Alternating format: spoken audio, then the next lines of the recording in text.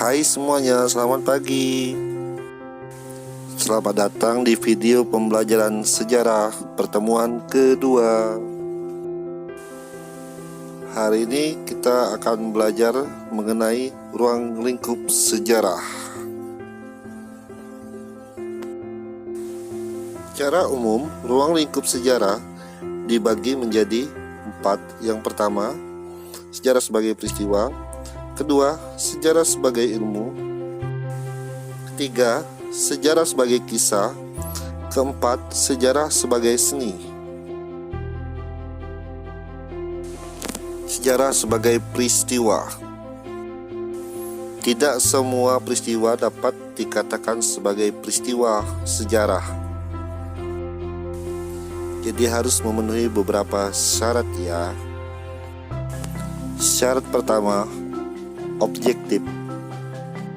Sebuah peristiwa harus benar-benar terjadi, bisa dibuktikan dengan fosil, foto, dan dokumen-dokumen penting. Yang kedua, unik, yaitu hanya terjadi satu kali dan tidak akan terulang kembali. Yang ketiga, penting, di mana berpengaruh bagi kepentingan masyarakat dan negara. Selanjutnya, sejarah sebagai ilmu. Sebagai ilmu, sejarah harus memiliki beberapa syarat. Yang pertama, sejarah harus memiliki objek, yaitu manusia. Yang kedua, mempunyai metode. Peristiwa sejarah harus menggunakan metode penelitian yang benar. Syarat ilmu pengetahuan yang ketiga, bersifat verifikatif atau dapat diuji kebenarannya. Pengetahuan sejarah bisa saja berubah jika ada yang bisa membuktikannya.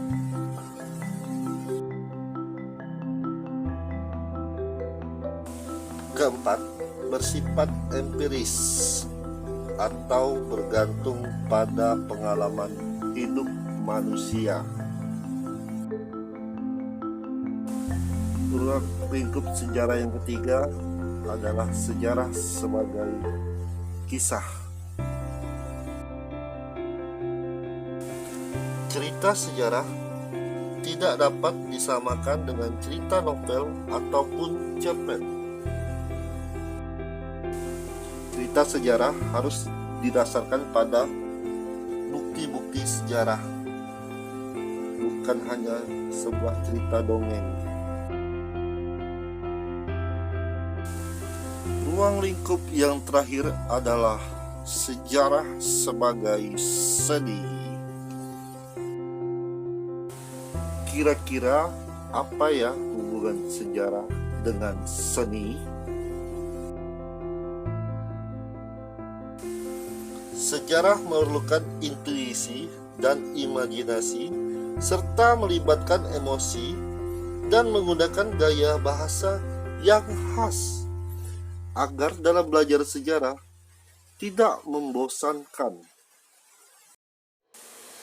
Inilah yang disebut sejarah sebagai seni.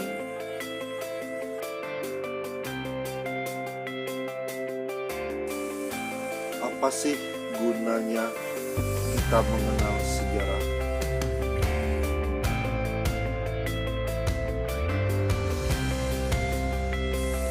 Yang pertama, guna rekreatif. Peristiwa sejarah dapat dinikmati tanpa adanya batasan ruang dan waktu, jadi bisa dinikmati kapan saja, di mana saja. Yang kedua, guna edukatif. Belajar sejarah untuk mempelajari banyak kearifan, kehebatan, kebijaksanaan tokoh dan peristiwa di masa lalu.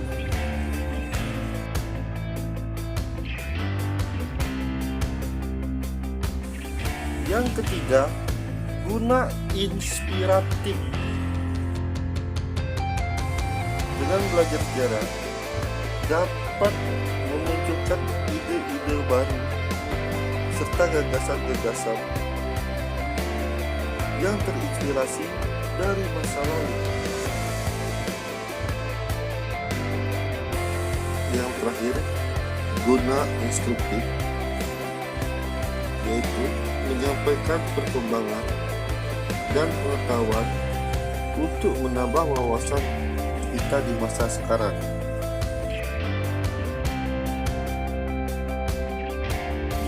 Sebagai follow up dan evaluasi, buatlah contoh sebuah peristiwa dari masing-masing kegunaan sejarah tadi. Silakan dikerjakan di buku catatan mata pelajaran sejarah Indonesia.